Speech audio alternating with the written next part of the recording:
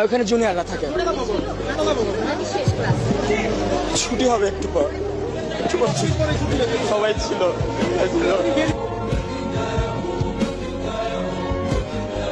Milestone school ছুটি হবে minute 10 পরে। ফুলের মতো জীবনগুলো যাবে আপন ঘরে। বিধ্বস্ত সেই বিমানটি কেড়ে নিল তাজা ফুল। নিয়তির লেখা এমন নাকি পাইলটের ছিল ভুল? মাইলস্টোনের এই ঘটনাতে কাঁদলো পুরো দেশ।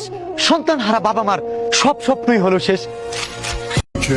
মৃত্যু কখন কার কিভাবে আসে তা আমরা কেউই জানি না। মৃত্যু কখনো কোনো বয়স মানে না। আজকের দুর্ঘটনায় যারা চলে গেছে, আল্লাহ তোমার কাছে দোয়া করি তাদেরকে তুমি জান্নাতবাসী করো। আর সাথে এটাও দোয়া করি, আল্লাহ তুমি এমন মৃত্যু আর কাউকে দিও।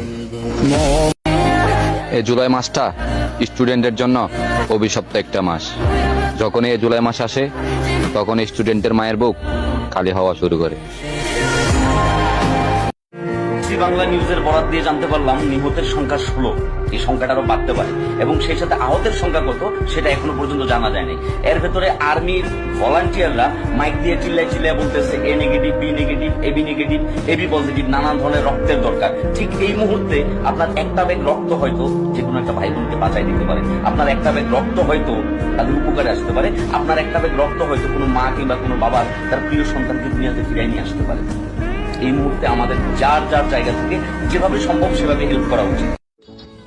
আজকে মাইলস্টোনে যে ঘটনা ঘটছে এতে আমরা সবাই শোকাহত, কিন্তু আমি বিশেষভাবে অনুরোধ রাখতেছি বাংলাদেশের হলুদ মিডিয়াগুলোর কাছে, দয়া করে এই সিচুয়েশনে এত ভিড়ের মাঝখানে যে আহত নিহতদের ফ্যামিলিদের কাছে উল্টা পাল্টা প্রশ্ন করে তাদেরকে বিভ্রান্ত করেন না, তাদের মনে আর কষ্ট বাড়ায়েন না। আপনাদের সামান্য একটা ভিউয়ের জন্য তাদেরকে ব্যবহার করেন না। এই দেশে অনেক আউটফল নিউজ আছে, আপনারা তাদের কাছে জানেন। আমাদের বাংলাদেশের বড় বড় মিডিয়ারা এই নিউজটা খুব সুন্দর করে কভার করতেছে। আপনাদের যা ইন্টারফেয়ার করার কোনো দরকার নাই।